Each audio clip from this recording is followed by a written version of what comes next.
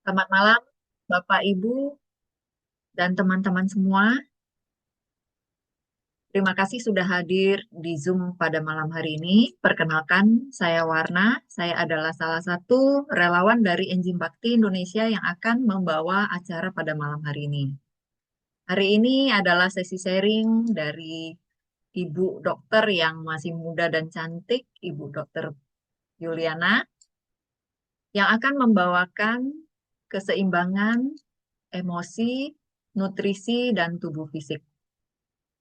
Nanti kita akan dengarkan secara langsung eh, paparan dari beliau. Baik, sebelum kita mulai, kita akan melakukan heart terlebih dahulu. Heart malam hari ini akan dibawakan oleh Ibu Linda. Kepada Ibu Linda, waktu kami persilakan. Terima kasih. Terima kasih, Siswarna. Selamat malam, Ibu Bapak semua. Ayo, kita duduk yang benar. Tangan jangan memegang HP. Duduk jangan bersandar. Kedua kaki ditumpukkan menapak ke lantai. Kalau duduk bersila, ya silakan. Tetapi jangan disilang kakinya. Semua kegiatan kita hentikan.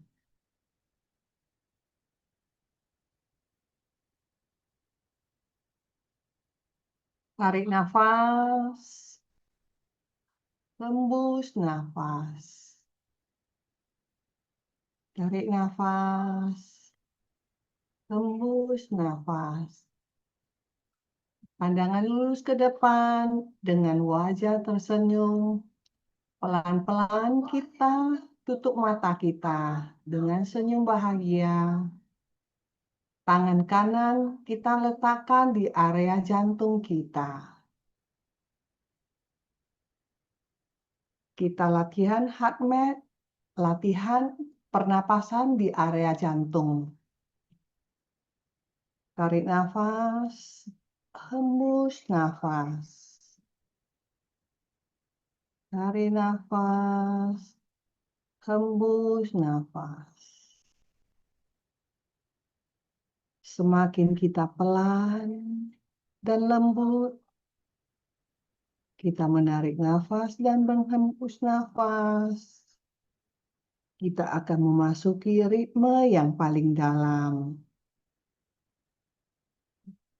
Tarik nafas, hembus nafas. Teruslah bernafas secara lembut.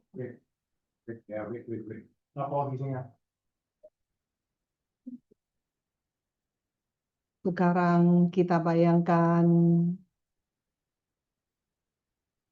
hal-hal yang bahagia dalam hidup kita. Seperti kita pergi ke suatu tempat di daerah pegunungan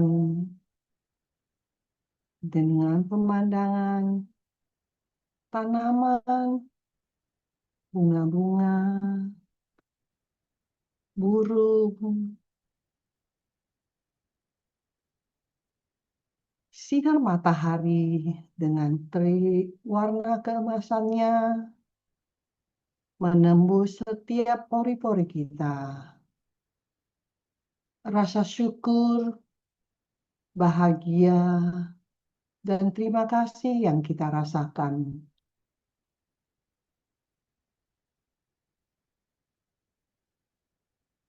Kebahagiaan yang tak terhingga, yang kita rasakan di dalam hati kita, di dalam tubuh kita, di dalam jiwa kita. Kita juga bisa membangkitkan momen-momen yang terindah dalam kehidupan kita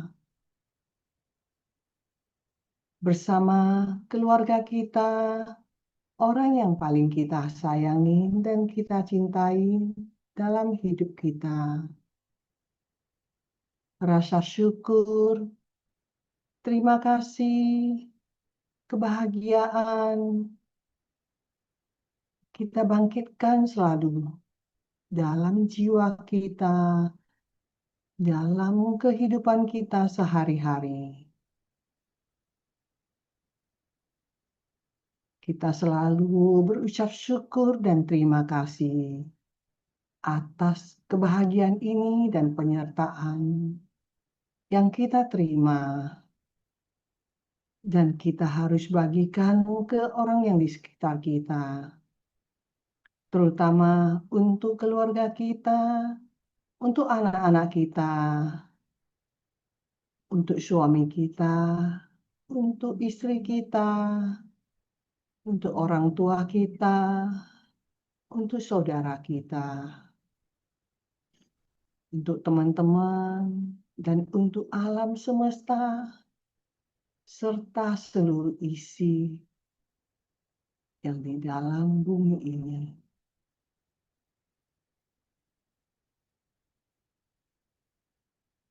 Tarik nafas, hembus nafas. Tarik nafas, hembus nafas. Jika sudah siap, kita sekarang kembali kepada diri kita sendiri. Pelan-pelan kita membuka mata kita. Tarik nafas, hembus nafas. Kita satukan kedua tangan kita gosok-gosokkan dan tempelkan di area mata kita, memberikan kekuatan penglihatan mata kita dan selalu melihat hal-hal yang positif dalam kehidupan kita. Kembali kita gosok-gosokkan dan tempelkan di area telinga kita untuk memberikan kekuatan pendengaran dan setiap saat menerima hal-hal yang positif dalam kehidupan kita. Kembali kita gosok-gosokkan dan tempelkan di area tengkuk kita, memberikan kekuatan dari atas kepala sampai ke kaki, dari kaki sampai ke kepala. Terima kasih, latihan HeartMath, area pernapasan di area jantung sudah selesai. Saya kembalikan ke MC, ke Sis Warna. Terima kasih. Terima kasih Bu Linda yang telah memandu kita membawa HeartMath pada malam hari ini. Baiklah, sebelum kita mulai, kita akan mengenal lebih dekat ya dengan Dr. Yuliana yang akan membawakan sharingnya malam hari ini. Saya akan membacakan sedikit profil dari dokter. Dr. Yuliana adalah lulusan Fakultas Kedokteran Umum Universitas Sriwijaya. Beliau kemudian bekerja sebagai dokter jaga di beberapa rumah sakit di Indonesia dan sempat melanjutkan studi ke Jerman. Sejak kembali dari Jerman dan berkeluarga, beliau menetap di Balikpapan. Pada tahun 2018, beliau memulai Garden to Belly dari rumah untuk mengekspresikan ide dan kecintaannya pada bidang nutrisi dan tumbuh kembang anak. Karena minat ini pula, akhirnya beliau mempelajari dan mengikuti berbagai pelatihan Ayurveda, homeopati, antroposofi, kedokteran nutrisi, pertanian, biodinamik, dan pendidikan anak, medical grade essential oils, dan terakhir Touch for Health. Saat ini Dr. Yuliana aktif sebagai praktisi holistik, instruktur dan konsultan terregistrasi Touch for Health by International Kinesiology College, sebuah metode penyeimbangan fisik, nutrisi, emosi berbasis tradisional Chinese medicine. Baik, kita tidak berlama-lama lagi ya. Kita sambut Bu Dr. Yuliana, silakan.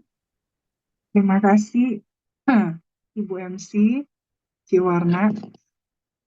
Ciwarna ini udah kenal lama banget. Zaman-zaman dulu waktu saya masih SD, SMP di Jambi. Jadi ini reuni ya. Jadi saya senang sekali di info Bu Linda katanya yang jadi MC Bu Warna gitu. Saya mau minta tolong yang slide yang namanya slide itu dijadiin co-host dong buat share slide.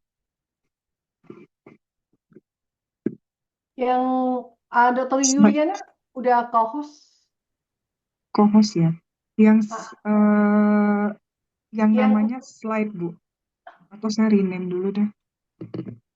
tolong di rename biar saya tahu yang mana. Hmm, jangan ke sini ya. Atau tanda raise hand. Oh, raise hand. How is it? Ah,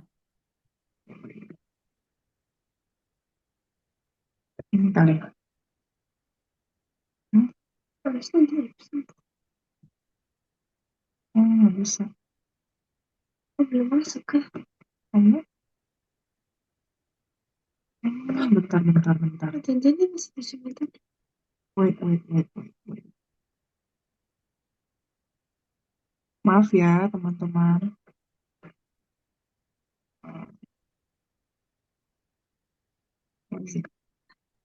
Namanya slide Bu Linda.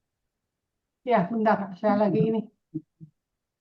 Harusnya udah masuk. Sudah Ya, kan? udah Harusnya udah udah ketemu, masuk. Udah ya? udah ketemu. Oke. Jadinya kayak lihat ke atas gitu ya. Oke. Ini saya dibantu sama suami dan anak saya karena mamanya gaptek. Selamat malam semuanya. Terima kasih sebelumnya kepada komunitas Enzim Bakti Indonesia atas undangannya untuk berbagi pada malam hari ini. Saya malam ini akan share tentang salah satu teknik simple atau sederhana yang bisa sekiranya nanti untuk membantu eh, teman-teman sekalian di rumah. Oke, ini kalau saya share slide, bisa ini ya, kelihatan nggak? Sudah ya. Oke. Nah, hari ini saya mau share tentang Touch for Health. Touch for Health adalah salah satu cabang dari ilmu kinesiologi, tapi di sini saya judulnya Finding Balance. Nah, kenapa sih saya judulnya Finding Balance? Karena saya merasa di dalam hidup ini, ya kan, goal kita tuh cuman sebenarnya mencari keseimbangan, benar nggak? Apakah dari yang kita alami ya, misalnya kita mau sehat atau sakit, ya kan, selalu polarity kan. Kalau di antroposofi itu juga disebutkan antara polarity itu sehat, sakit, senang, sedih, ya kan? Semua itu adalah polarity. Sehingga eh, yang kita cari dalam hidup itu hanya sebenarnya suatu keseimbangan. Karena kenapa? Dalam keseharian kita, itu kita setiap hari, karena hidup itu dinamis, setiap hari itu kita mengalami perubahan. Nah, untuk untuk eh, menjalani perubahan itu, maka tubuh kita terus merespon dengan mencari keseimbangan. Oke, nah hari ini kita mau bahas tentang apa saja sih, tentang range of emotion, tentang kinesiologi itu apa sih? Kalau teman-teman mungkin di sini saya anggapannya belum kenal namanya kinesiologi ya, tapi mungkin beberapa teman-teman udah pada kenal. Lalu touch for health dan dimensinya, body clock, body biological clock atau jam biologis tubuh, terus tentang kenapa kita mencari keseimbangan dan bagaimana caranya. Sekarang saya mau tanya teman-teman di sini, apakah ada di antara teman-teman yang sering merasa frustasi atau saat ini sedang frustasi kita dengan situasi negara kita ini? Lalu, apakah teman-teman sedang di situasi yang kayaknya gampang marah gitu? Atau justru sering sedih, anaknya sering sedih, atau sulit tidur di malam hari, jadinya sering scrolling gitu ya. Lalu, atau ada juga yang lagi pengen kurus, tapi nggak kurus-kurus. Udah dicoba segala cara, tetap nggak kurus. Nggak makan pun masih berasa gemuk gitu. Atau Ada yang lagi pengen makan yang mulai beralih ke hidup sehat, makan sehat, tapi masih selalu craving untuk apa itu namanya, masih pengen makan yang manis-manis, masih cari-cari yang manis-manis gitu. Nah, ternyata di balik semua ini itu ada penjelasannya gitu. Nggak semata-mata dia nongol. Nah, sebelum bahas lebih jauh tentang itu, saya mau memperkenalkan namanya kinesiologi. Kinesiologi itu apa sih? Sebenarnya kinesiologi itu berasal dari kata kines dan logi. Kinesio dan logi. Kinesio itu bergerak atau gerakan, logi ilmu. Jadi ilmu yang mempelajari cara bagaimana tubuh kita bergerak. Nah, kinesiologi yang kita kenal ada namanya kinesiologi terapan atau applied kinesiology yang biasanya dipakai untuk kebutuhan wellness atau kebutuhan medis.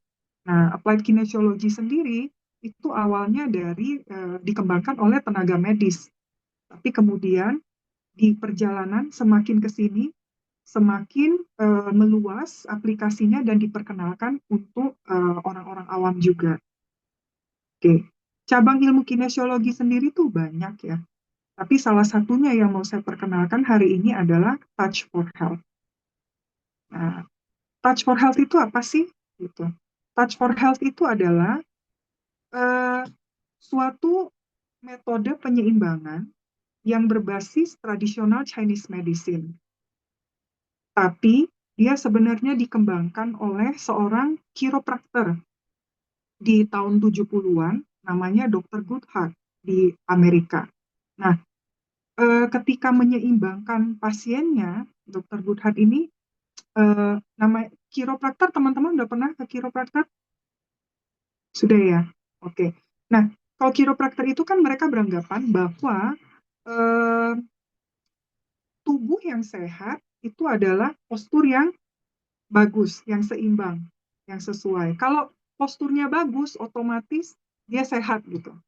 Nah, maka si dokter Goodhart ini juga ketika pasiennya datang, dia akan mencoba memperbaiki postur tubuhnya dengan adjustment si tulang-tulang belakangnya.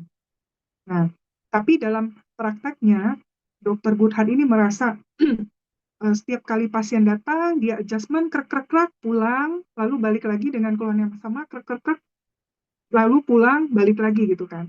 Nah, akhirnya beliau mulai mencari-cari tahu keilmuan lain gitu, dan ketemulah si TCM ini. Dan beliau mempelajari, oh bahwa di TCM itu dikenal ada 14 meridian utama di tubuh yang ternyata berhubungan dengan organ tertentu di dalam tubuh, dan ternyata ada hubungannya juga dengan emosi tertentu gitu. Dan ternyata emosi dan meridian ini terkait dengan otot-otot tertentu. Nah, di Touch for Health sendiri itu dipetakan ada 42 otot yang berhubungan dengan 14 meridian tadi. Yang utamanya ada 14 meridian. Lalu ketika mempelajari ini, akhirnya dibuatlah satu semacam resume gitu ya. Ternyata manusia itu tidak hanya dilihat dari postur tubuh fisik saja, tapi ada juga unsur emosi di dalamnya dan juga ada unsur nutrisi gitu. Nah, ketika tiga ini seimbang dalam situasi atau kondisi yang seimbang energinya, maka dia menciptakan suatu kondisi yang namanya sehat. Tetapi ketika ada salah satu yang timpang, maka dia segitiganya bergeser nih, nggak jadi segitiga sama sisi gitu. Ya kan?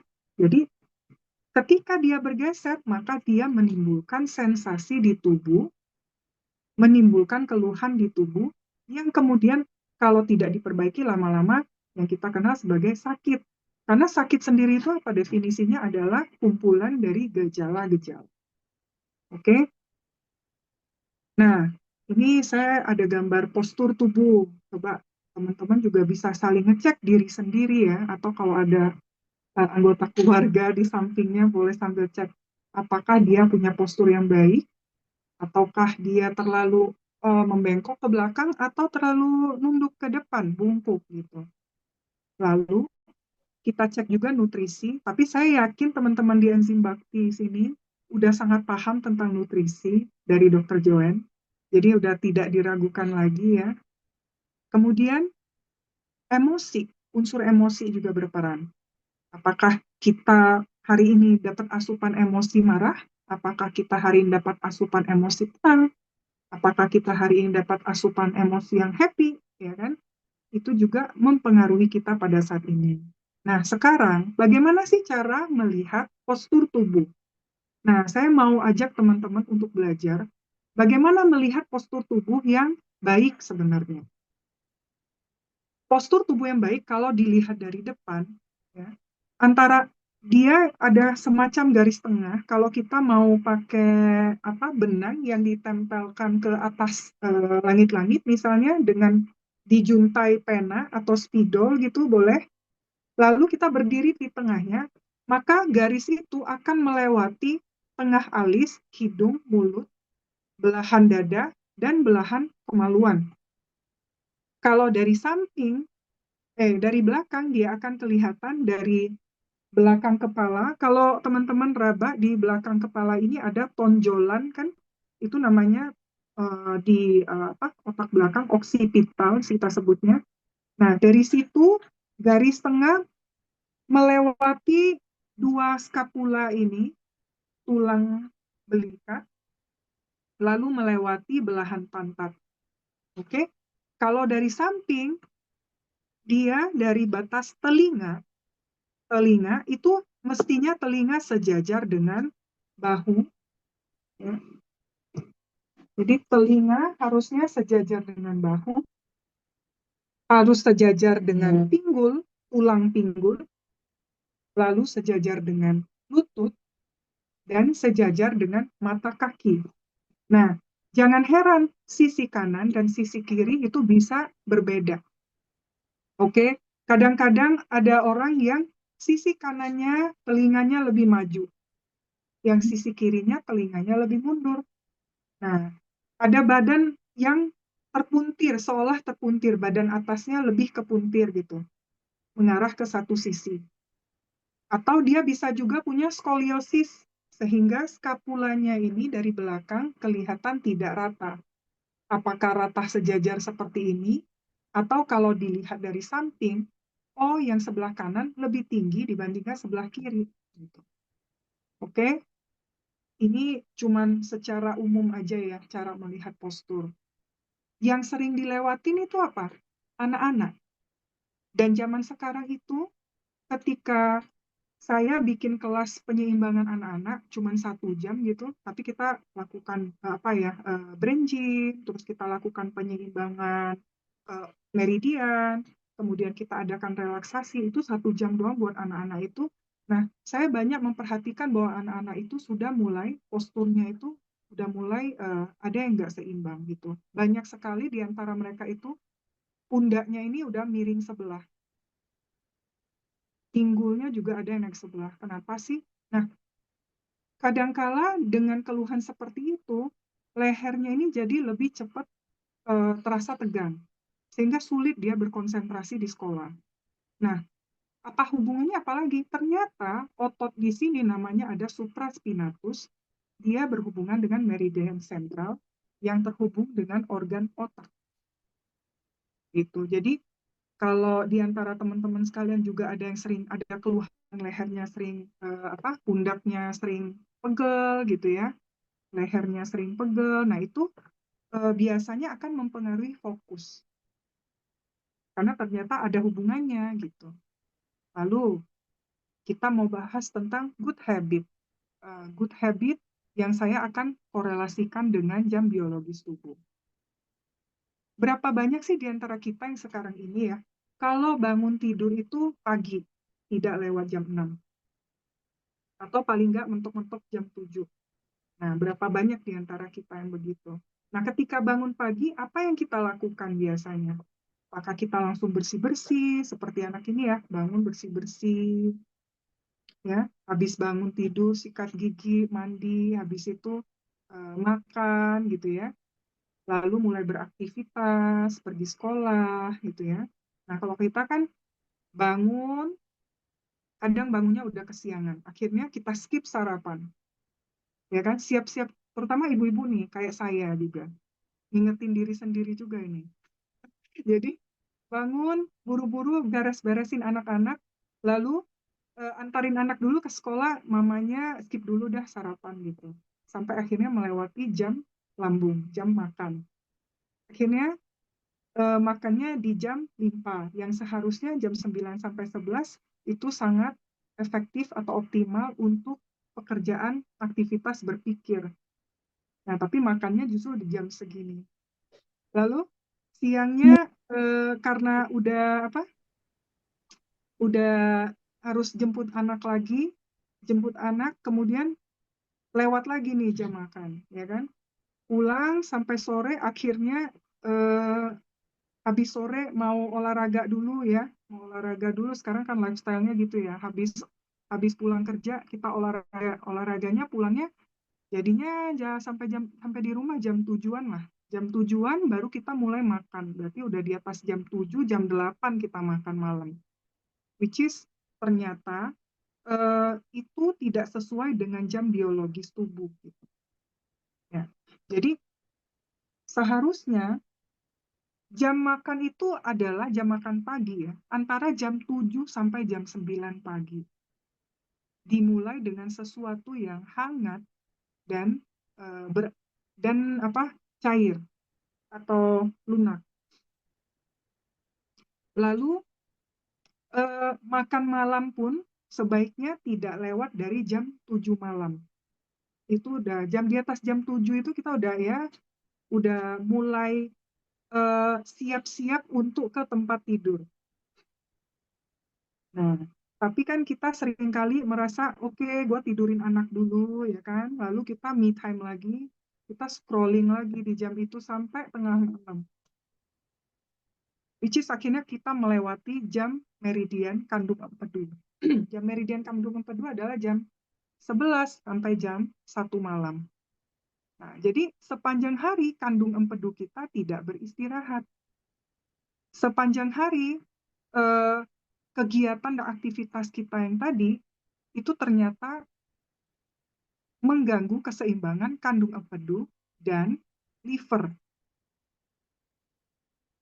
Nah, coba kita lihat di sini ya, ada namanya roda meridian, roda emosi, roda 5 elemen.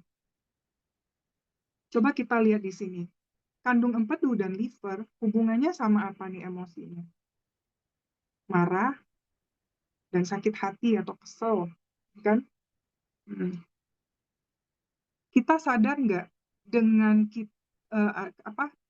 pola kita tadi tidur malam, bangunnya lebih siang, terus kita karena tidurnya malam, jadinya kita suka merasa capek, terus kita minum kopi untuk membangkitkan, untuk awake diri kita. Dan ternyata kopi itu juga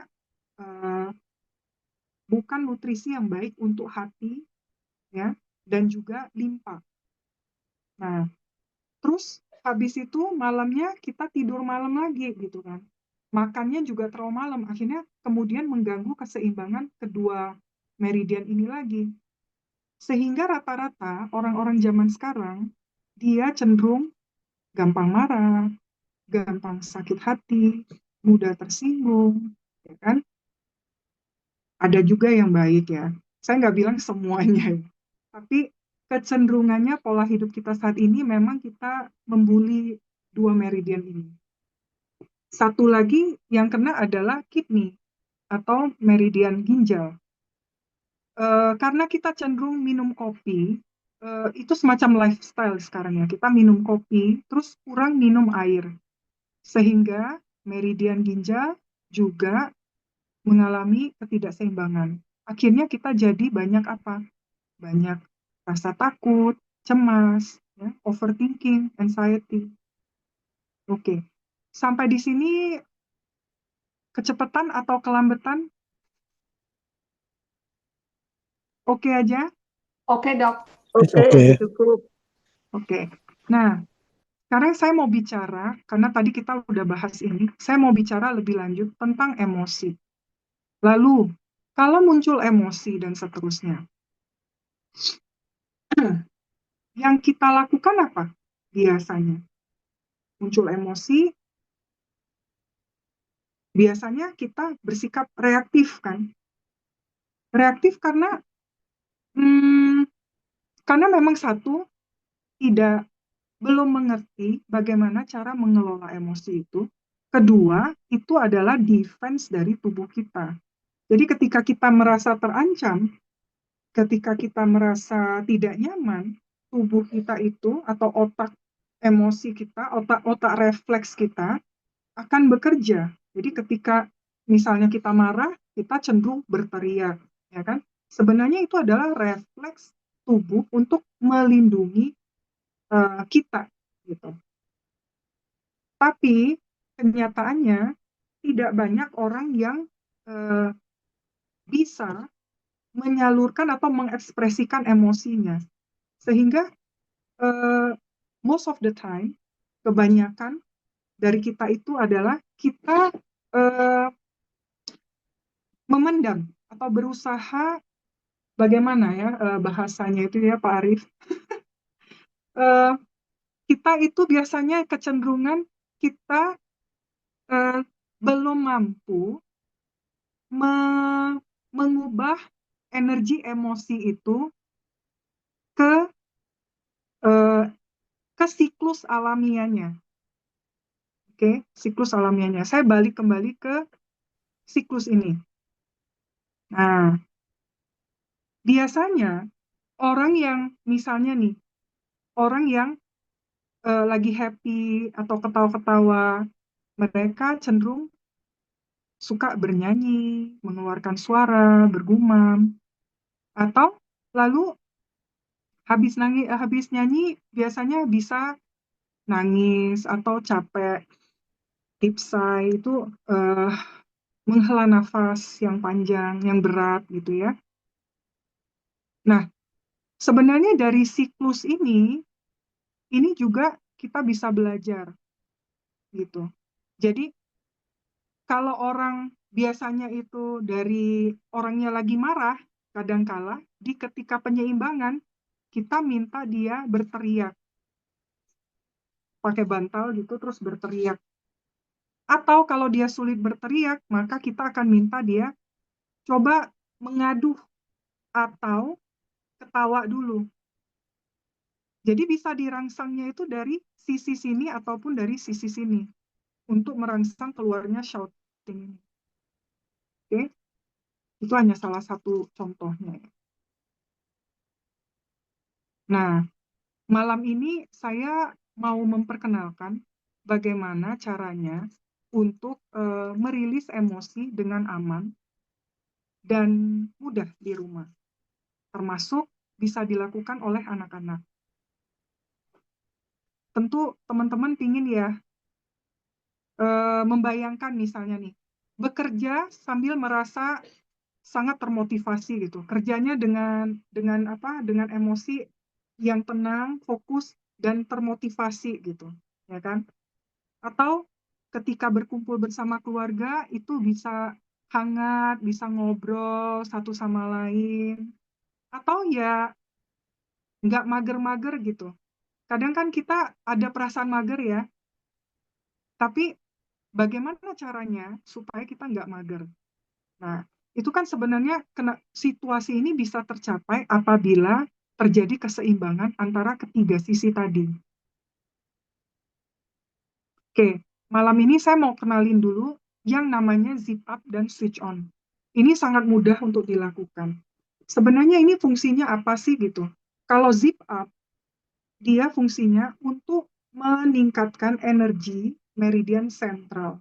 Caranya gimana?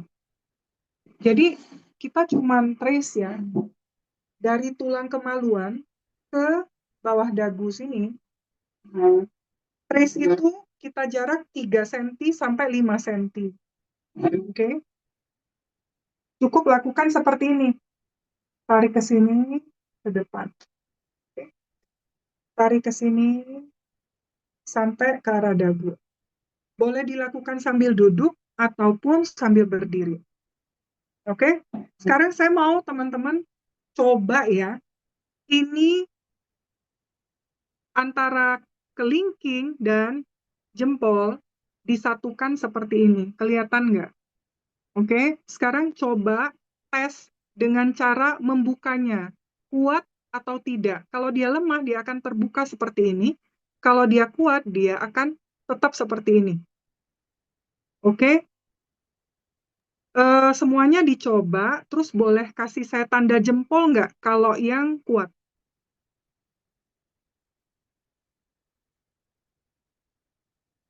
Oke. Nah, ini komite-komitenya kemarin juga sudah sempat mencoba ya. Hari ini kita coba kembali. Oke, good. Sekarang, teman-teman, tadi kan kita tracing up, zip up, seolah-olah kayak masang resleting. Oke? Sekarang saya mau teman-teman coba dari dagu turunkan ke bawah. Lalu coba lagi ini. Kuat atau lemah?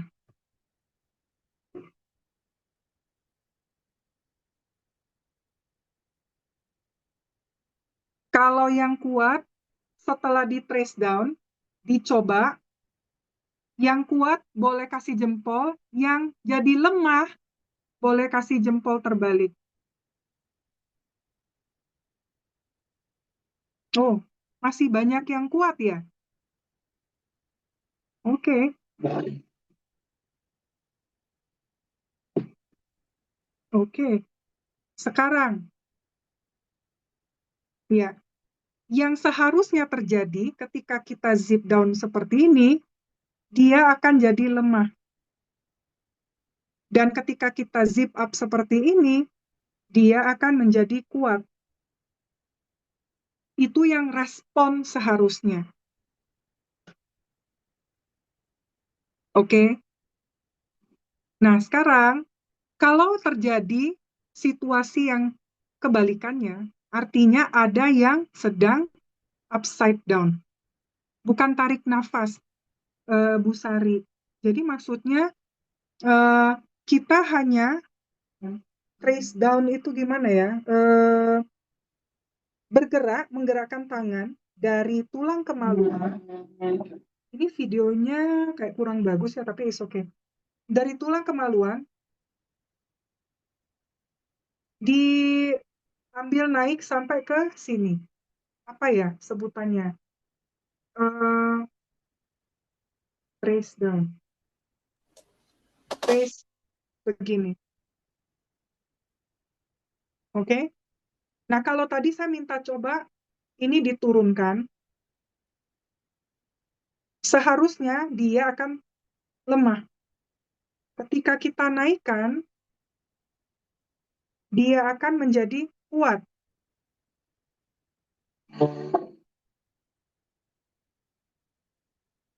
Bisa, Pak Yemi?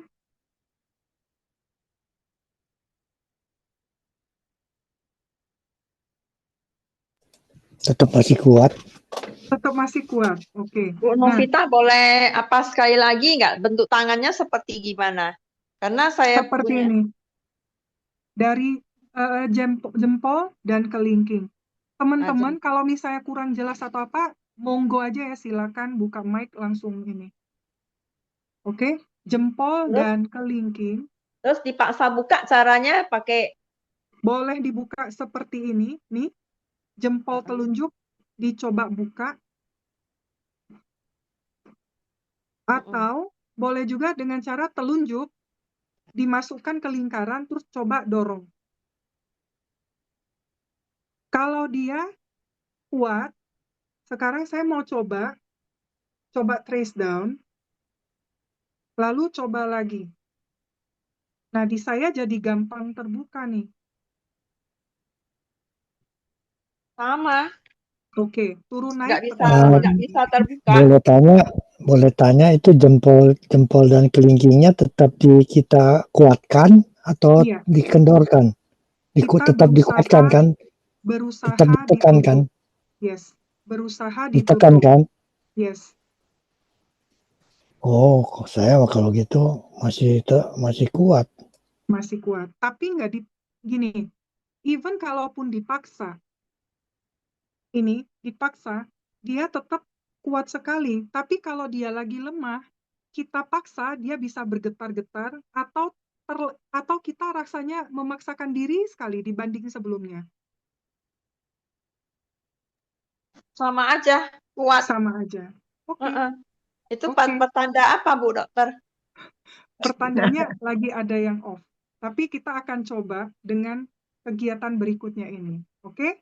Nah, sekarang namanya switch on. Switch on itu sebenarnya apa sih? Kalau sebenarnya di tubuh kita tuh punya alarm tubuh nih. Jadi kalau kita tutup mata, biasanya kita tahu tuh atas batasannya berapa jauh, samping kanan kiri ada apa, ya, belakang depan saya ada apa. Tapi kalau ini lagi off, biasanya contoh ya, orang yang berjalan naik turun tangga tiba-tiba dia jatuh. Atau anak-anak yang sulit membedakan huruf D dan B yang berkebalikan. Atau ibu-ibu yang nyalain sen ke kanan tapi beloknya ke kiri. Itu artinya kesadaran ruangnya lagi off. Nah, ini adalah beberapa gerakan yang bisa membantu. Jadi satu tangan di pusar, satu tangan di bibir atas dan bawah, lalu digosok-gosok seperti ini.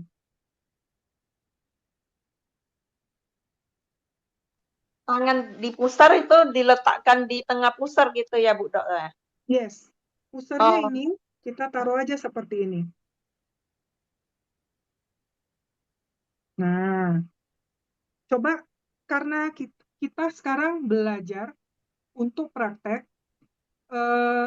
usahakan kita coba praktek tanpa berpikir berlebihan dulu.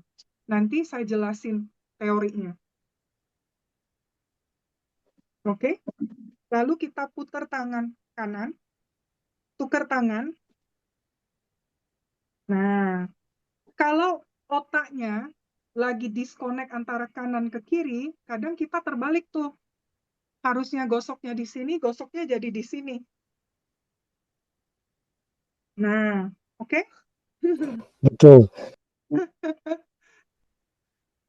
Jadi ini salah satu brain gym juga, latihan otak kanan dan otak kiri supaya dia bridging otak kanan kirinya. Oh, suaranya nggak jelas ya? Belum, Dok. Iya. Jadi satu tangan di pusar, satu tangan di bibir atas bibir atas dan bibir bawah seperti ini, lalu digosok. Tangan yang di pusar diam aja, yang digosok yang di bibir.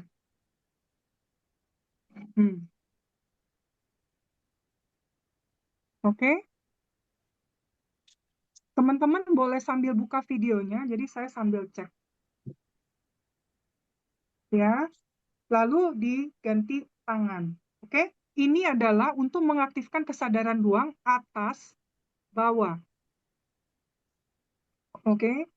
Yang suka takut ketinggian, ini boleh dicoba. Praktek tiap hari. Terus, satu lagi, di area sini kita ada tulang kan yang melintas. Ada nggak? Ada yang nggak punya tulangnya? Ada ya, di sini ya. Ini saya sengaja pakai baju yang agak ini, bukan mau mamer, tapi biar gampang. Ini ada tulang, oke?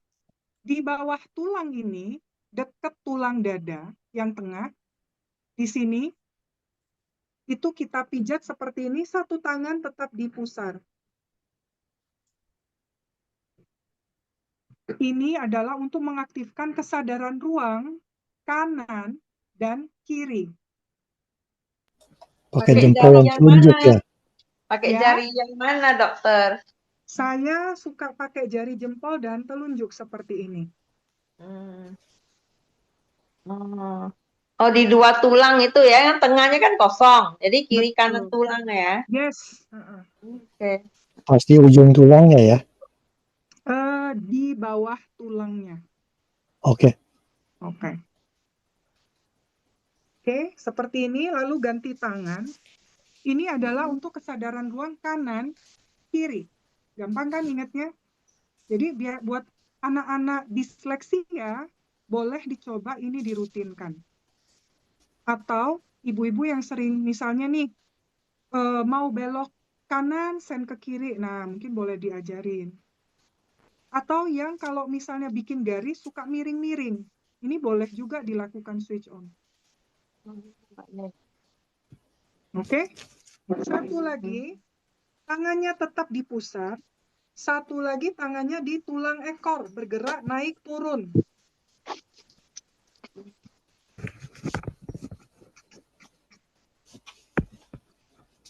Oke.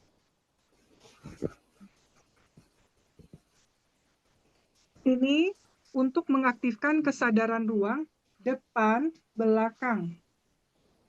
Jadi umpamanya nih, ada nggak di antara teman-teman di sini yang kalau bawa mobil itu santai, tapi begitu mau parkir mundur, nah kok kayaknya agak ragu-ragu ya. Nah itu kesadaran ruang belakangnya off. Bisa dicoba dirutinkan. Oke.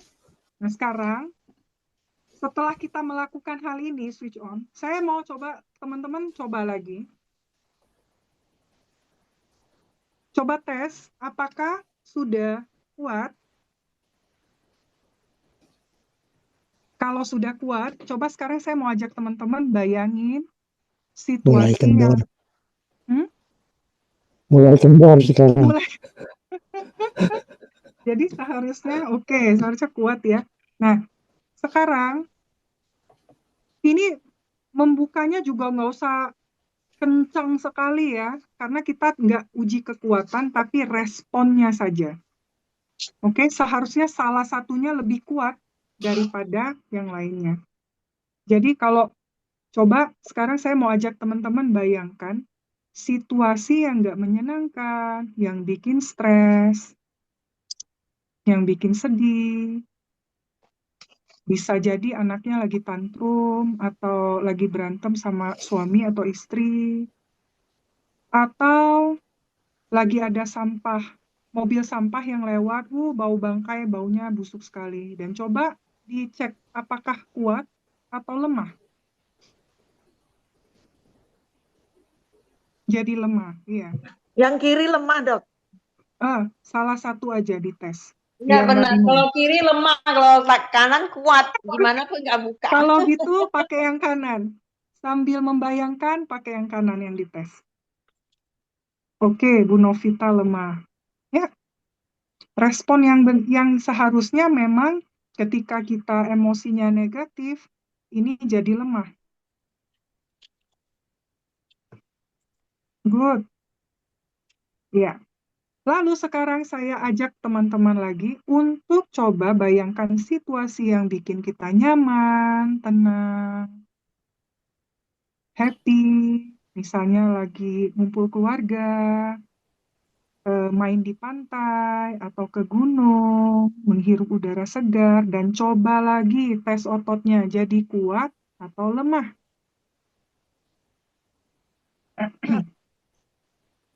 Kuat. Yes. Good. Ya.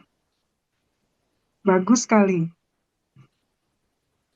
Oke. Nah, itu menjelaskan sebenarnya bagaimana tubuh kita merespon terhadap emosi kita. Oke?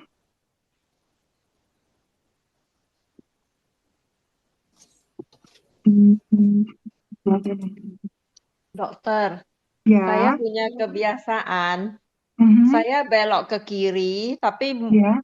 saya ucapkan belok ke kanan gitu. Nah, Tapi itu. benar, memang saya mau belok ke kiri, tapi saya bilang belok kanan, belok kanan. Tapi memang tujuan saya belok kiri. Nggak salah sih beloknya, cuma tetap bilang, ya saya ini mau belok kanan, tapi setir saya ke kiri gitu loh. Dari kecil kayak begitu loh dokter. Jadi istilah orang jadi tua saya Ibu udah tahu itu. Kalau saya boleh bilang belok coba. kanan, berarti tujuannya ke kiri gitu. Kenapa Jadi gitu, Dok?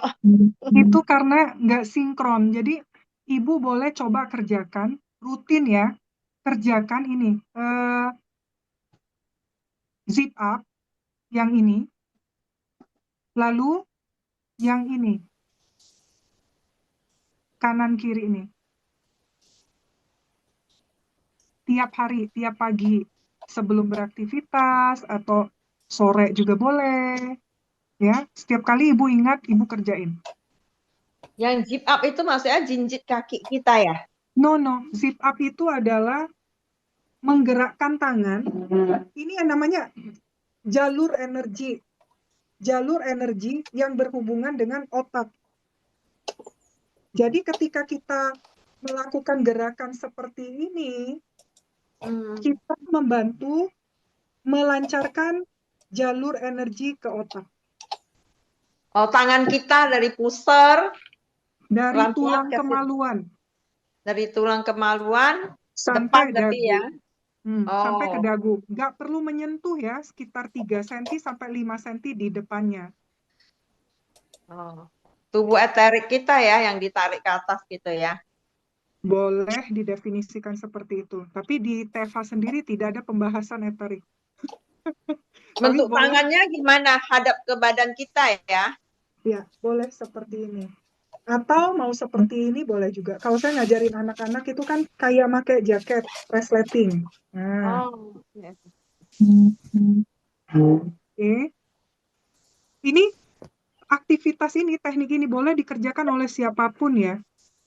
Jadi pas pagi bangun tidur boleh dikerjakan. Anak-anak sebelum pergi sekolah boleh kerjakan. Berapa kali, Bu? Kira-kira 3 sampai 5 kali. Oke? Satu Jadi gigi kalau ya. ditotalin ini kerjain semua ini paling cuma satu menitan lebih atau 2 menit lah paling lama. Oke? Sudah ya? Sekarang udah jam berapa nih? Udah 1 jam ya? 1 jam kurang 5 menit. Oke. Sekarang saya hari ini saya mau fokusin ke ini aja deh, ke emosi aja ya. Karena udah 1 jam. Nah, saya mau memperkenalkan namanya emotional stress release. Jadi cara merilis emosi yang aman buat di rumah ya. Caranya kita hanya menyentuh area dahi, jidat. Apakah seperti ini? Apakah seperti ini? Boleh. Oke. Kenapa area sini? Karena ini adalah area prekorteks otak frontal yang fungsinya untuk membantu kita memutuskan sesuatu dalam hidup kita, membantu kita berpikir kreatif, membantu kita melihat sisi lain dari memori yang kita munculkan.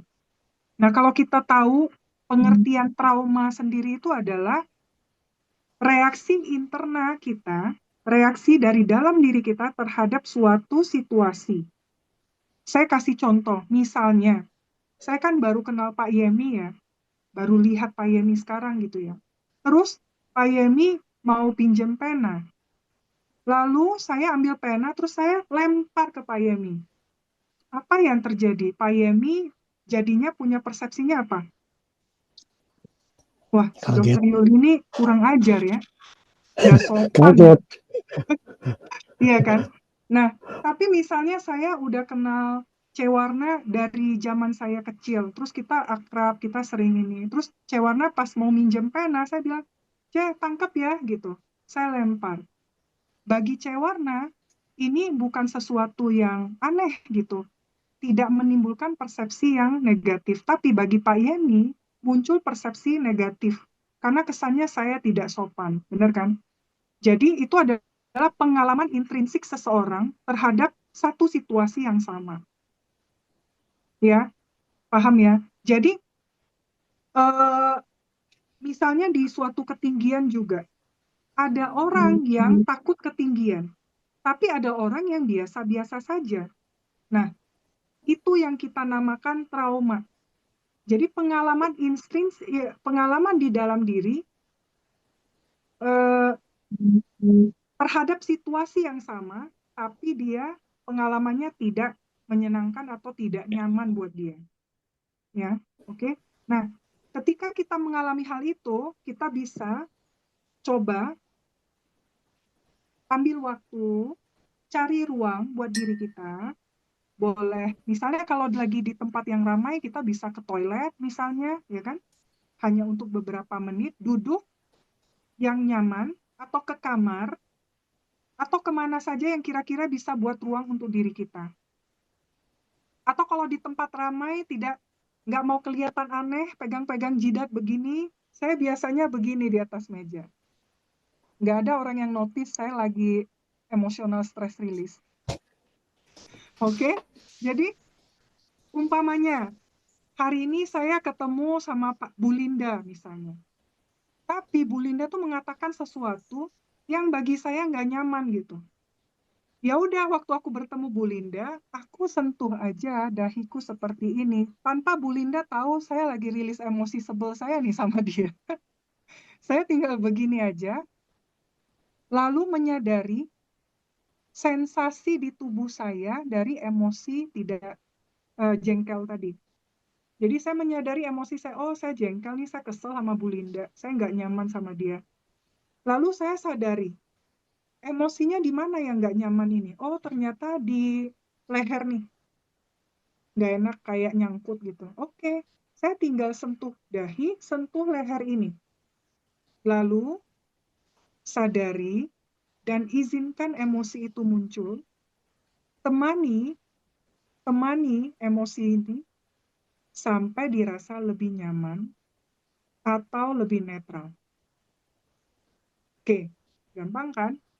Kalau sudah selesai, bayangin ulang. Oh, udah biasa-biasa aja nih. That's it, selesai. Simple kan? Tapi jangan coba-coba ini kepada orang lain yang dirasa, ya ini traumanya trauma berat. Terus karena sudah belajar ini, kita coba. Please don't do that ya.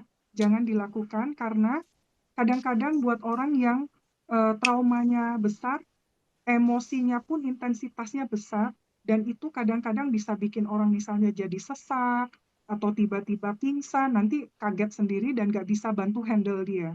Oke? Jadi ini hanya untuk teman-teman praktekin contoh di saat mau tidur, habis mungkin pijet-pijet atau ngobrol sama anak, boleh misalnya, Trace, hari ini aku ngapain ya? Oh, tadi aku di pasar ketemu sama penjual yang kurang ajar banget. Aku kesel. Oke, bayangin memori tadi, sadari emosi yang muncul, gimana? Temani dia sampai dirasa lebih netral dan nyaman, dan selesai. Atau kalau anak-anak, misalnya dari sekolah ada keluhan, Mah, tadi tuh nyebelin banget deh temanku. Dia, apa itu namanya, masa aku ditoel-toel terus dari belakang, jadi aku merasa aku terganggu nih belajarnya gitu kan. Nah, ketika dia menceritakan itu, kita boleh bantu dengan menyentuh dahinya. Mungkin dia sambil tiduran atau sambil sandaran ke kita rangkul, kita sentuh dahinya. Lalu, biarkan dia bercerita. Nah, ketika dia cerita, responnya kita cukup seperlunya saja. Tidak memberi label emosi itu, tidak menyatakan bahwa itu baik atau buruk. Jadi cukup dengarkan dengan seksama, dengarkan dengan empati dan kesadaran, ya. Biarkan dia bercerita, lalu kalau perlu merespon secukupnya aja, misalnya, Mah, dia gini-gini. Oh, iya. Lalu dia bercerita lagi. Oh, oke. Aja jadinya marah ya? Iya. Marahnya di mana? Coba dirasain di badannya. Marahnya itu nggak enaknya di mana? Di perut. Oke. Adik pegang perut ya. Nah, kita temenin dulu nih marahnya. Sampai rasanya perutnya lebih enak. gitu. Kalau dia bilang, oke, sudah nih, udah lebih enak. Oke, coba bayangin lagi tadi waktu marah-marah ke temennya. Sekarang rasanya gimana? Oh, sudah biasa aja sih, Ma. Sudah lebih enak. That's it. Oke? Itu caranya. Sampai di sini ada pertanyaan? Cukup jelas?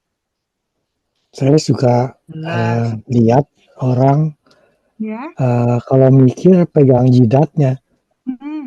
Itu sebenarnya refleks refleks alami dari kita ya. Refleks alami Oh, dari kita. Kenapa kita begini? Karena kita mengakses memori tadi yang tidak menyenangkan dengan otak frontal kita. Kalau biasanya kita merespon dengan otak refleks kita, ya, sekarang kita mau merespon memori itu dengan otak frontal kita, otak prekorteks kita. Bedanya cuma itu. Oke? oke. Tadi kayaknya ada pertanyaan, tapi kita keep dulu ya. Saya lanjutin dulu kalau gitu ya. Oke. Nah, saya mau mengenalkan trauma yang lama efektif, tapi untuk pelajaran hari ini teman-teman sebaiknya tidak mencoba mengobati orang lain.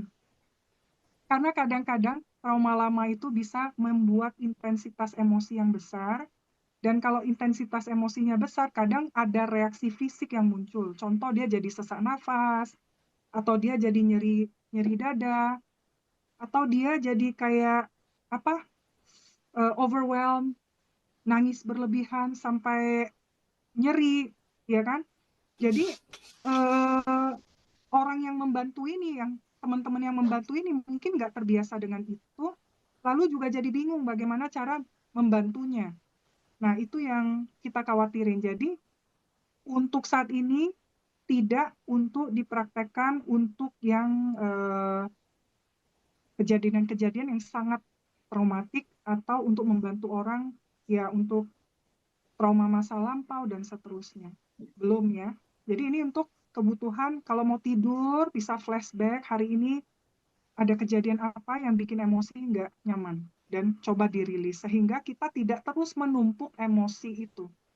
Oke? Nah, sekarang saya mau perkenalkan ini ada namanya penyeimbangan warna. Jadi dari kalau tadi roda emosi tadi kan teman-teman ingat ya, tadi ada warna-warni kan. Nah, itu ada 5 warna. Ada warna merah, kuning, putih, dan hijau. Oke? Nah, kita bisa melakukan hal ini dengan sangat mudah. Oke? Sekarang saya mau ajak teman-teman coba. Oke? Apakah di sini teman-teman ada yang lagi merasa kurang nyaman secara emosional? Itu boleh dicoba. Contoh ya, goalnya adalah fokus gitu. Atau tenang. Nah, sekarang sambil menyebutkan goal tadi, misalnya saya fokus dan tenang. Boleh tes ototnya, kuat atau lemah. Saya fokus dan tenang. Coba boleh cek kuat atau lemah. Kalau lemah, sekarang kita mau coba dengan penyeimbangan warna. Kita mulai dari warna merah. Sambil lihat warna merah, oh yang kuat, nggak apa-apa ya, yang kuat ikutin saja praktek kita ini supaya tahu aja, tapi nggak perlu penyeimbangan berarti, ya. Yang lemah kita coba lihat warna merah, lalu sambil lihat warna merah, boleh cari tempat di sekeliling yang warna merah juga boleh, atau boleh lihat ke layar, lihat warna merah, lalu coba tes ototnya. Kalau kuat, nggak apa-apa. Kalau lemah, coba lihat warna merah sambil pegang jidat seperti ini. Lihat warna merah beberapa saat. Jadi kuat, bagus. Oke. Yang mau coba praktek juga boleh aja sambil. lihat warna merah sambil pegang jidat. Kalau sudah, boleh coba lagi lihat warna merah sambil dites ototnya. Jadi kuat atau lemah. Kalau dia sudah kuat, artinya sudah diseimbangkan, sudah terkoreksi.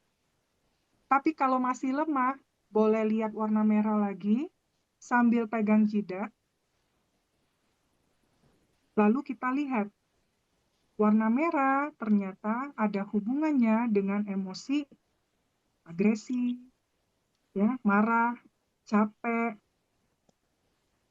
demanding, haus akan perhatian gitu.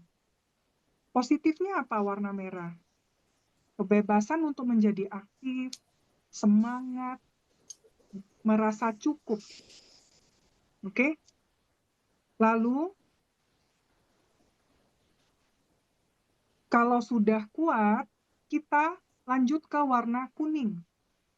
Kita lihat warna kuning sambil tes ototnya, kuat atau lemah. Kalau kuat, lanjut lagi ke warna putih. Kalau nggak kuat, lihat warna kuning sambil sentuh dahinya. Oke, Ibu Purwaningsi boleh coba lihat warna kuning sambil sentuh dahinya. Saya sering ditanya, kalau waktu lihat warna kuning mikirnya apa? Nggak usah mikir apa-apa, cukup lihat saja. Jangan lupa bernafas, ya. Kuning itu ada hubungannya dengan lack of feeling. Biasanya orang kayak apa ya, flat perasaannya, tidak ada rasa, ya, mati rasa, atau ada emosi block emotion, ada merasa kosong, terisolir atau tertutup gitu ya. Juga ada lightheadedness. Atau secara kualitas positifnya, kuning itu berhubungan dengan relaksasi, merasa tenang, ceria, terbuka pada dunia, menginspirasi, aksi dan reaksi yang beralasan, dan exaltation. Oke. Nah, lanjut lagi tadi, lihat warna putih sambil dites ototnya. Apakah kuat atau lemah? Oke. Sama seperti tadi, kalau kuat lanjut ke warna biru, kalau yang lemah boleh lihat warna putih sambil sentuh dahinya.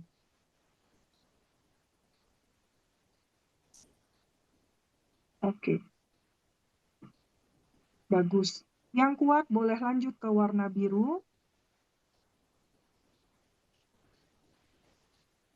Bagus, Bu Purwaningsi. Lanjut ke warna biru. Nah, dan seterusnya. Sampai balik lagi ke warna merah.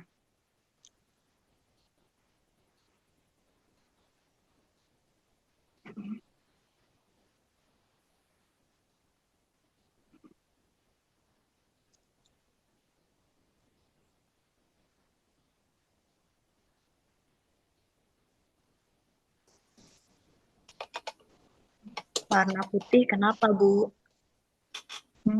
Warna putih berhubungan dengan nih, kaku, orangnya kaku, lalu steril, concealing the face, menutup wajahnya, biasanya dia menyembunyikan diri, ya. Giving up our own needs, menyerahkan kebutuhannya, pasrah dalam artian yang ini ya, bukan dalam artian yang pasrah ikhlas ya. Lalu hiding, bersembunyi, lack of liveness, kurang energi hidup, kurang semangat hidup, desolation. Bagus banget yang hari ini semuanya kuat. Artinya hari ini seimbang. Lalu emosi positifnya berhubungan dengan clear, jernih, terbuka. Oke. light, bright, terang, pure, murni, free to open up, bebas untuk membuka diri, terbuka, innocent, kepolesan. Biru berhubungan dengan ini. Ini teman-teman boleh mau screenshot juga boleh, mau apa foto boleh, ya. Jadi mungkin sama yang ini boleh kalau mau difoto supaya kalau pengen coba nanti di rumah coba sendiri boleh banget. Dan ini tuh praktis sekali untuk dipraktekkan sama anak-anak juga. Jadi anak-anak itu bahkan anak saya bisa tuh coba metode ini secara mandiri. Anak SD udah bisa diajarin nih yang ini.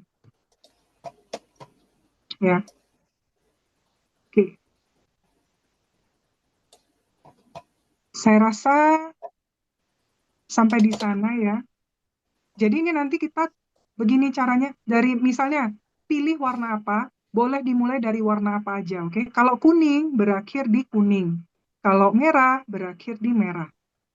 Setelah itu, siklus keduanya dari merah ke putih, ke hijau, ke kuning, ke biru, ke merah lagi.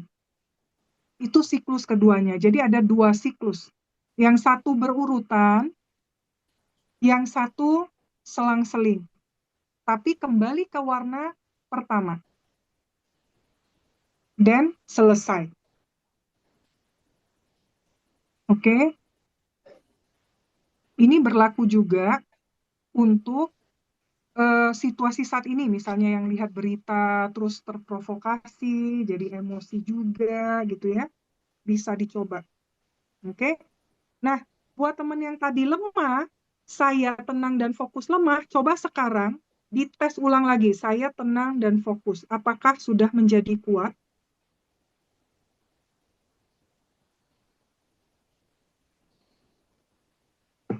Bagus, Bu. Iya, kuat. Bu Purwa. Good. Ini tadi yang tadi lemah jadi kuat ya? Bagus. Oke. Saya rasa cukup sekian. Ini waktunya udah lewat ya. Bagus, Bu Vero. Boleh tanya, Dok? Yes, boleh. Kan saya tahun 2001 itu jatuh, Hmm, patah lumbar 1 dan 2. Jadi mhm. sekarang saya kalau ada tinggi itu takut, yang tadi dokter bilang agak sedikit trauma. Naik mobil itu, loh kok tinggi banget itu mobilnya. Saya udah takut naik Iya, setir mobil itu. iya. Itu gimana Jadi caranya? Makasih. caranya Ibu bisa coba membayangkan naik mobil atau membayangkan tempat tinggi sambil ISR. Oke?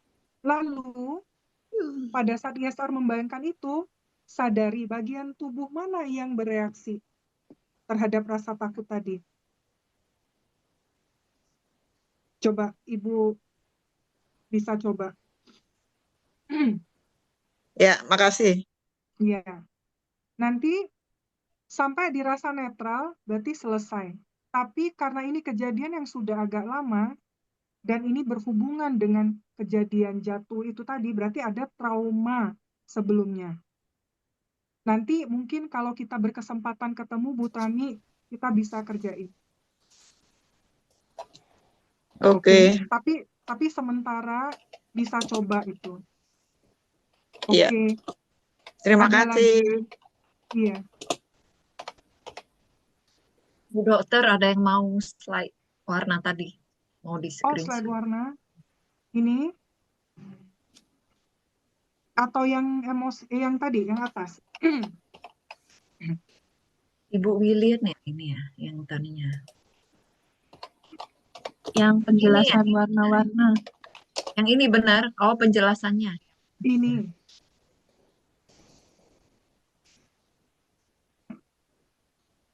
Oke. Semoga penjelasannya cukup jelas ya. Kalau nanti bingung, boleh ditanyakan ulang. Saya kembalikan kepada MC. Terima kasih. Luar biasa ya. penjelasan dari Dokter Juliana hari ini. Kita masih ada waktu sekitar 13 menit. Apakah ada yang mau bertanya? Silakan.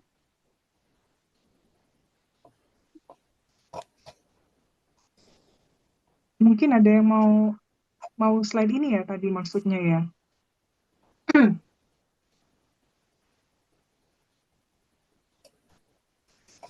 Iya, Ada Pak yang mau Yani mau bertanya, nanya. berarti sudah Iya, paham iya, ya? boleh, Bu. Iya. Bentar, Bu. Mau tanya, Bu Dok, apakah slide-nya bisa dikirim di grup? Oh, oke, nanti saya kirimin. Terima kasih. Terima kasih Pak Yani.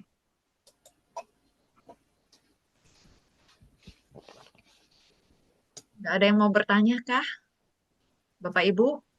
Oh, ini ada dari Bu Hani Ciwarna. Oh, Bu Heni. Nih. Bu Dokter, Yang tolong singkat yang malam sebelum tidur, tapi siang ada kejadian menyedihkan.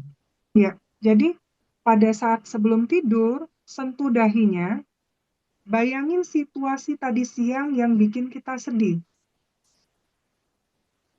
Lalu kita cek bagian tubuh mana ini yang bereaksi terhadap rasa sedih itu. Misalnya, kok waktu saya mikir itu, kejadian tadi, terus saya sedih, lengan saya sakit. Oke, disentuh aja lengannya ini. Mau ikuti naluri aja, mau dipijat, mau disentuh, atau digosok-gosok. Temani sensasi itu, temani emosi tadi, sampai dirasa lebih netral atau lebih nyaman. That's it.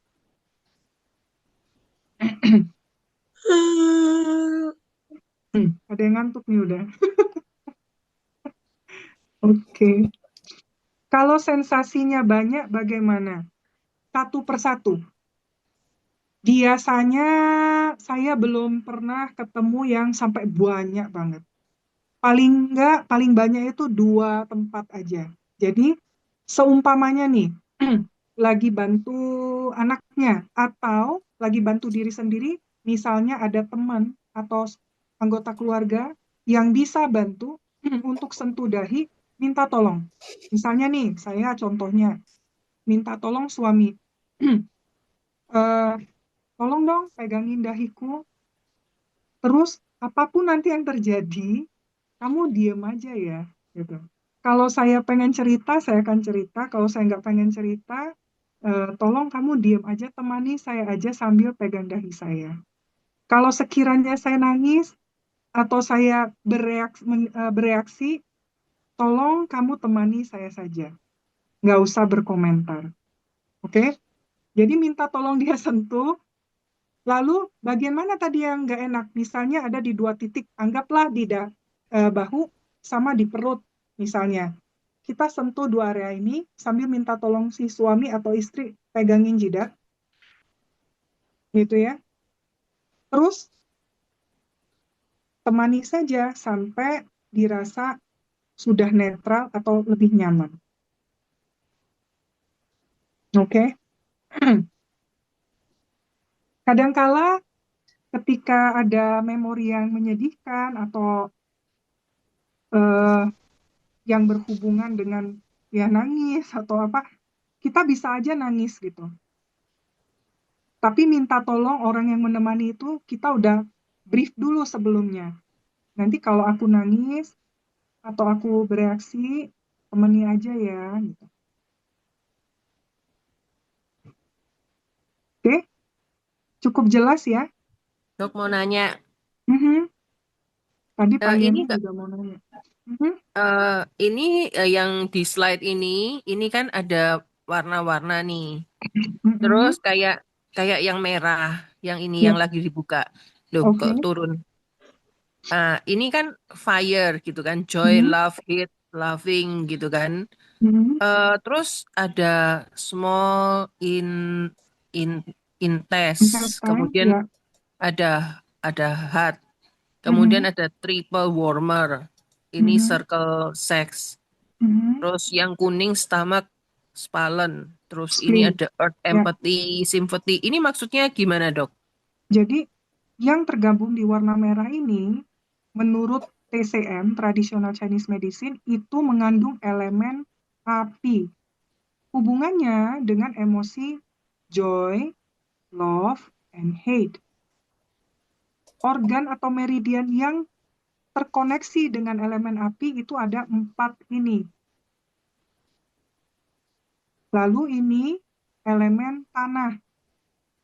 Hubungannya dengan emosi empati dan simpati. Meridian yang terhubung dengan empati dan simpati apa? Stomach, lambung atau perut, dan spleen, limpa. Makanya lambung atau mah itu sering dikaitkan dengan stres karena dia berhubungan dengan empati dan simpati. Lalu metal, logam. Logam itu berhubungan dengan grief, berduka, merasa bersalah, menyesal. Oke? Meridiannya adalah paru dan usus halus. Nah, ini lucu ya. Usus halus itu ternyata dia selain membantu mencerna makanan, fungsinya juga adalah membantu mencerna situasi. Acceptance berhubungan dengan rasa penerimaan, pemakluman itu adalah masuk ke dalam usus halus. Lungs, ini kemarin saya ketemu pasien. Dia keluhannya waktu ke saya itu adalah tiba-tiba sejak 2 tahun lalu dia muncul namanya pneumotoraks atau ada ruang udara di dalam parunya yang tiba-tiba muncul dan menekan parunya. Jadi bikin dia sesak, nggak bisa bernafas dengan lega. Biasanya pneumotoraks itu terjadi pada trauma. Misalnya dia kecelakaan, kena dada, terus ada yang sobek. Nah, itu muncul si pneumotoraks. Nah, tapi lucunya dia tidak pernah ada accident. Lalu setelah dicek segala macam, itu juga CT scan-nya kelihatan ada pneumotoraks, tapi tidak ada situasi yang bisa menjelaskan kenapa bisa muncul itu. Waktu di sesi, ternyata dia menyimpan rasa duka dan bersalah yang amat sangat besar karena ditinggal oleh ibunya sekitar 3 tahun lalu. Dia cukup dekat sama ibunya, jadi dia merasa sangat sedih kehilangan ibunya, juga belum bisa mengikhlaskan gitu. Nah, saat saya menunjukkan ini, dia kaget. Oh iya, ada hubungannya ya ternyata. Gitu. Begitu. Saya juga pernah ketemu kasus yang kandung batu empedu. Ternyata ketika di sesi, dia punya amarah dan sakit hati terhadap mertuanya. Karena ya banyak banget kejadian dan sudah bertahun-tahun itu numpuk-numpuk gitu. Jadi ada amarah dan sakit hati terhadap mertuanya sehingga muncul si batu empedu. Tapi jangan dibalik ya. Jangan dibalik ya. Batu empedu menandakan berarti nih orang sakit hati sama mertuanya. Belum tentu ya. Jadi kejadian tiap orang itu sangat spesifik. Yang bikin dia sakit hati atau marah juga spesifik. Atau jangan langsung dicap bahwa orang yang punya batu empedu pasti ada sakit hati dan amarahnya. Belum tentu juga. Bisa jadi dari faktor nutrisi, bisa jadi dari faktor fisik ya. Jangan dibalik. Tapi bisa jadi dia ada hubungan dengan emosi ini. Apakah ada atau tidak? Ya kita cek. Gitu.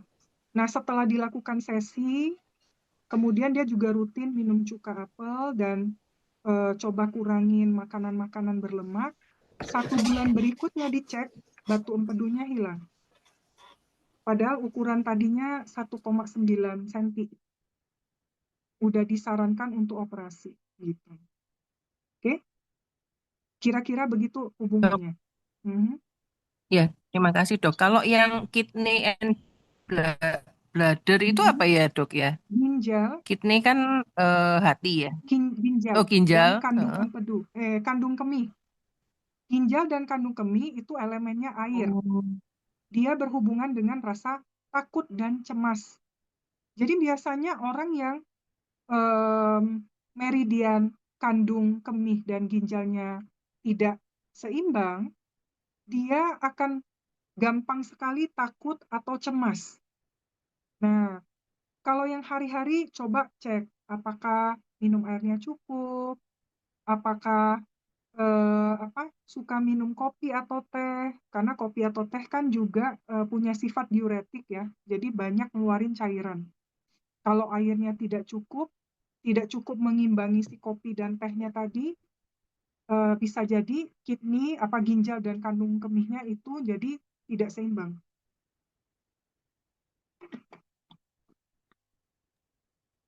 Terus kalau yang merah itu dok, ada 4 itu selain jantung, Jantung, reproduksi, triple warmer reproduksi. itu ada hubungannya dengan hormonal, panas Oh, tubuh.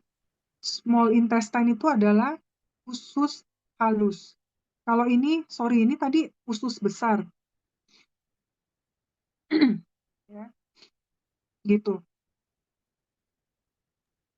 Dok, ada yang nanya itu Bu Heni, Ya, dokter, ya. ya, apa ada hubungan batu ginjal dan kesedihan ditinggal ayah yang belum rela? Ibu kali ya yang tadi. Hmm, bisa jadi apakah karena ditinggal jadi muncul rasa takut ditinggal. Situasi itu kan situasi kehilangan itu kadang bisa bikin kita duka yang sangat ini, atau bisa bikin kita jadi takut mengalami hal yang serupa lagi. Gitu. Coba bertanya kepada diri sendiri, apakah dari kejadian itu saya jadi takut ditinggal, punya ketakutan untuk ditinggal. Pak Yemi mau nanya. Iya, begini dok. Jadi kalau misalnya kita mengalami sesuatu yang negatif, misalnya kecemasan, kita bisa melihat dari 5 warna ini, di mana kita pegang jidat, Yes. dan tangan satunya lagi itu misalnya kecemasan kita taruh di bagian kandung kemih itu. Yang Kira-kira dirasa begitu. enggak. Taruh di tempat yang dirasa tidak nyaman. Contohnya ya Pak Yemi. Misalnya Pak Yemi membayangkan. Misalnya nih tadi ada contoh dari ibu siapa tuh yang orang tuanya meninggal. Contoh kita membayangkan pada saat kita berduka, orang tua kita meninggal. Munculnya rasa sedih, rasa takut. Oke, saya menyadari ada rasa sedih dan rasa takut. Di badan saya, rasa tidak nyamannya, sensasinya itu di mana? Contoh, orang sedih, mungkin di perutnya perih, nggak enak. Sentuh aja area perutnya. Temani dia sampai netral, selesai. Atau ini juga berguna untuk nyeri yang berhubungan dengan emosi. Contoh, orang-orang tua kan lututnya sering sakit. Ya, bisa juga ketika dia sakit, sentuh aja dahinya, sentuh lututnya. Atau ada orang yang sering sakit mah, kalau stres sakit mah. Sentuh dahi, sentuh mahnya. Kalau orang yang marah atau mendongkol seperti tadi ada pertanyaan itu, ditipu orang, berarti kan dia langsung mendongkol gitu ya. Betul. Itu daerah mana yang dipegang? Itu daerah hati atau? Nah, kita tidak bisa merasakannya secara menyeluruh di mana letaknya yang kita rasakan sakit itu. Kalau misalnya Pak Yemi pada saat membayangkan situasi yang bikin dongkol itu tidak merasakan sensasi tubuh yang tidak nyaman, just sentuh ini aja, nggak perlu sentuh yang lain-lain. Tapi kalau pada saat Pak Yemi merasa dongkol, lalu ada bagian tubuh yang nggak enak, pegang dia. Oke. Oke? Ya, Oke, ya ngerti sekarang. Terima kasih. sama-sama. Ini jangan jadi bingung gara-gara ada roda ini ya. Ini hanya untuk melengkapi pengetahuan aja. Oke? Esensinya yang bisa dilakukan yang ini tadi. Cukup lihat warnanya, sentuh dahi, tes otot. Kalau lemah, lihat warnanya, sentuh dahi. Tes otot lagi, sudah kuat belum? Kalau sudah kuat, lanjut ke warna berikutnya. Kalau belum kuat, masih ulangi warna tadi. Mungkin kurang lama. Kenapa dia bisa begitu? Karena dia ada hubungannya dengan ini. Nah, kenapa saya munculin yang roda tadi? Supaya teman-teman sedikit banyak ada pengetahuan bahwa emosi tertentu ada hubungannya dengan organ tertentu. Nah, tapi jangan jadi bingung gara-gara ini, oke? Dokter Ya, Juliana, kalau ya. semua warna itu tidak mempengaruhi kekuatan kita, kekuatan tangan kita, itu menandakan apa ya, dokter? Artinya saat ini lagi nggak butuh penyeimbangan warna. Kan lagi bagus semua. Karena yang pertama itu, yang pertama kali yang nggak lihat warna, itu kan waktu posisi di atas kan harusnya lebih kuat dibanding posisi tangan kita di bawah kan gitu. Tapi kalau ternyata sama kuatnya aja, itu tadi dokter bilang berarti ada masalah gitu ya dokter ya. Nah, sebenarnya bukan posisi tangan di atas atau di bawah. Kita trace up, kita susuri ini dari bawah ke atas. Lalu dites. Bukan pegang, bukan dengan sini, lalu kita tes, enggak. Oke? Nah, tadi saya masih perhatiin teman-teman, masih ada yang begini, terus begini. Ini jadinya turun lagi. Jadi kita naikkan, buang ke samping, ulang lagi dari bawah ke atas. Gitu. Oke? Tangan kanan, udah itu tangan kiri lagi gitu ya Bu Dokter ya. Boleh. Boleh kerjakan dua-duanya, boleh satu saja. Oh, oke. Makasih dokter. Tanda panah seperti bintang itu tadi. Siklus pertama kita sesuai urutan ini. Siklus kedua kita langkah. Ini namanya siklus Cole. Tapi saya nggak bisa jelasin malam ini lebih detail soal itu karena nanti panjang lagi. Mungkin di pertemuan berikutnya. Tapi hari ini cukup tahu bahwa ada namanya siklus Sun yang tadi seperti ini dan siklus Cole yang dari sini lompat-lompat membentuk bintang. Oke? Biar nggak terlalu banyak nih, nanti bingung. Kalau sekarang, kira-kira saya info nih. Teman-teman coba lakukan zip up. Sudah tahu belum zip up yang mana? Biar ada yang dibawa pulang nih.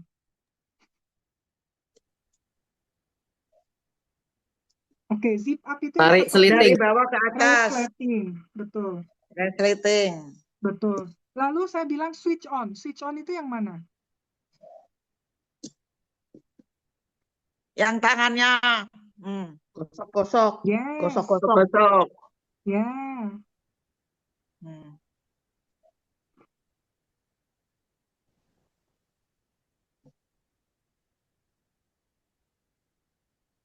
Nah, ini dia.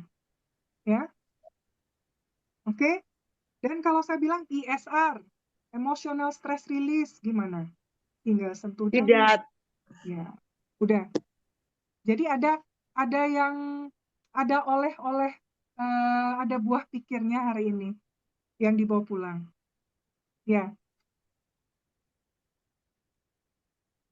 Semoga. Ada lagi pertanyaannya, Dok. Ya. Dok Yuliana, ini sepertinya lebih banyak ke organ ya. Jika tulang dan saraf yang pengapuran tulang misalnya, seperti apa? Organ itu akan mempengaruhi tulang, saraf, dan otot.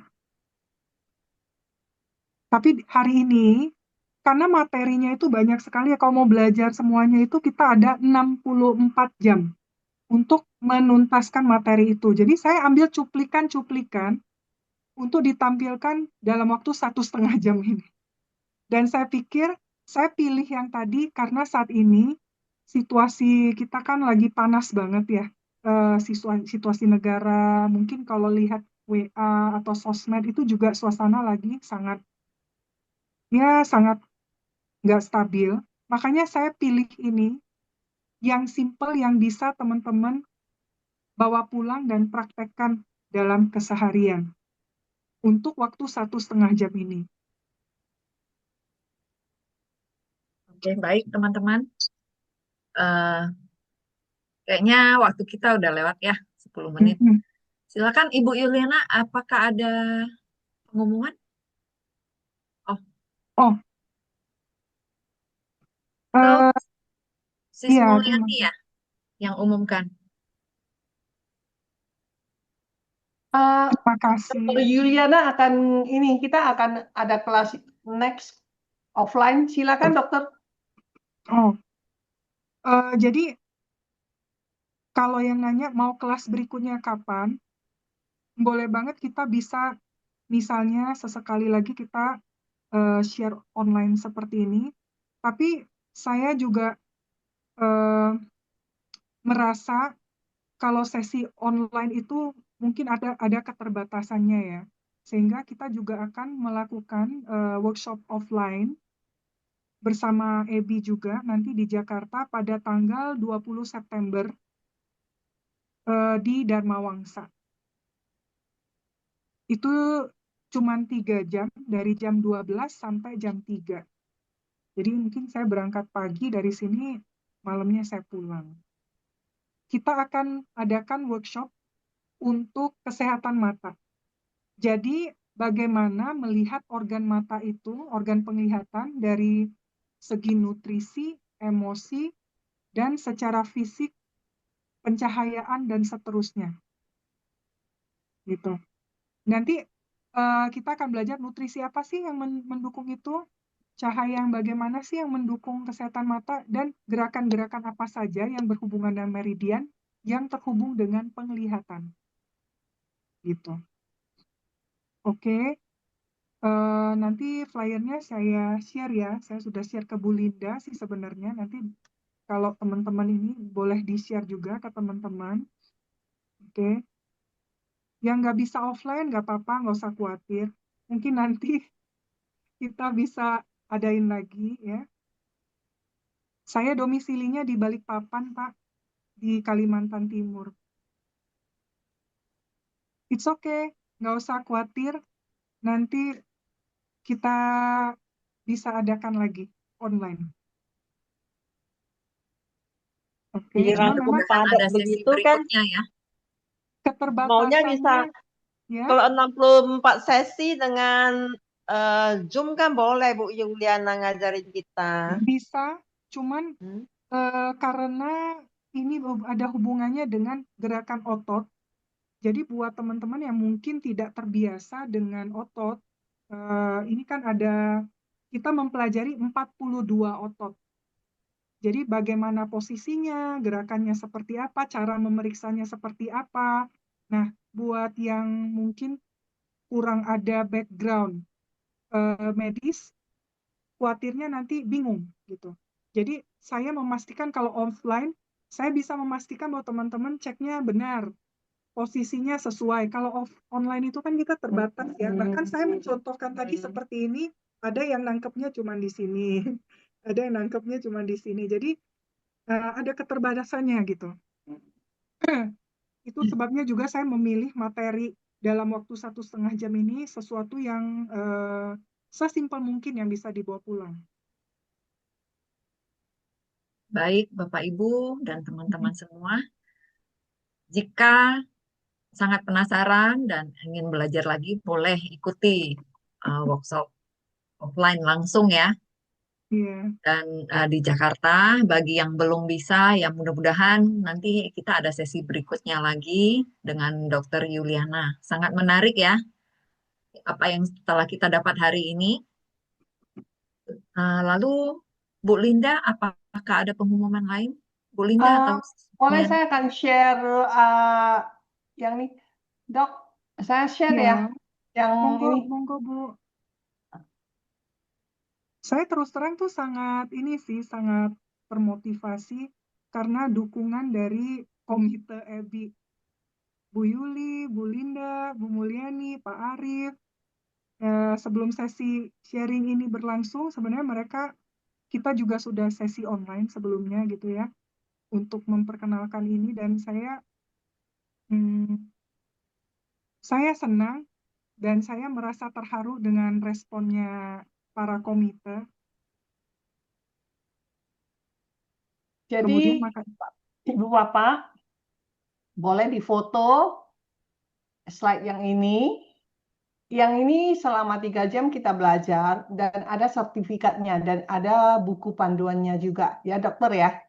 Betul, jadi ini buku. adalah materi dari International Kinesiology College yang base-nya di Australia. Jadi nanti di dalam workshop ini selama 3 jam itu dapat buku dan juga dapat sertifikat dari International Kinesiology College karena yang dipakai adalah modul dari IKC itu. Jadi makanya jadi berbayar.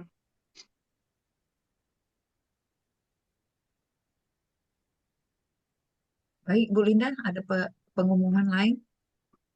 Sementara itu, jika teman-teman nanti saya akan share ke grup dan silakan nanti daftar. Di sini kan ada WhatsApp nomor register ya, silakan Bapak yang ini. Oke. Makasih Lalu Celinda. pengumuman Sis Mulyani, ada pengumuman lagi kayaknya. Oke, sebentar. Aku share screen dulu. Thank you, dokter. Thank you. Yang mau leave nggak apa-apa. Ya. Sebentar aja. Oke.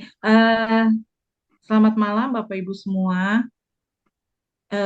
Kita dari Enzim Bakti Indonesia mau mengundang Bapak Ibu untuk join di kegiatan bedah buku antroposofi yang akan segera dilakukan di Kamis ini dengan buku judulnya Eksplorasi Indra Batin untuk yang di hari Kamis. Kemudian yang hari Senin akan dimulai di pertengahan Oktober, yaitu Tangga Kehidupan.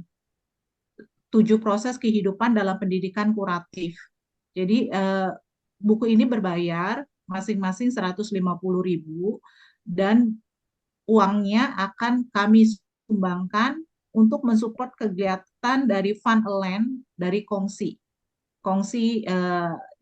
di Malaysia yang sedang menggalakkan program pertanian biodinamik gitu. Jadi tim Enzim Bakti akan mentranslate buku ini dari bahasa Mandarin ke bahasa Indonesia dengan sukarela. Jadi uang Bapak Ibu akan seluruhnya akan didonasikan ke Fun Lab. Jadi kami berharap Bapak Ibu bisa join di kelas bedah buku ini, dan juga kalau misalnya di daerah Jakarta kita juga mengundang Bapak Ibu untuk hadir di kelas offline. Kita ketemu langsung seru-seruan sama Dr. Yuliana. Thank you. Ya, demikian Bapak Ibu acara malam hari ini. Terima kasih sekali Dr. Yuliana telah memaparkan banyak hal yang menarik yang telah kita pelajari hari ini ya. Tepuk jidat, bukan tepuk jidat, tapi pegang jidat ya. Luar biasa. Sentuh jidat. Terus salah satu teknik-teknik yang sudah diajarkan adalah teknik-teknik yang sangat sederhana yang bisa kita lakukan, bahkan anak-anak pun bisa melakukannya. Ya. Baik, terima kasih semua atas kehadiran teman-teman. Semoga kita bisa ketemu lagi di Zoom-Zoom yang akan datang. Terima kasih. Dr. Yuliana. Terima kasih, Selamat malam semua, yang jauh, yang dekat. Selamat malam. Terima kasih. Terima kasih. Berkati terlindungi. Amin. Sama-sama. Sama-sama, terima kasih semuanya. Sampai jumpa. Sampai jumpa. Sampai Yang mau jumpa. lebih tahu, lebih Sampai jumpa. tentang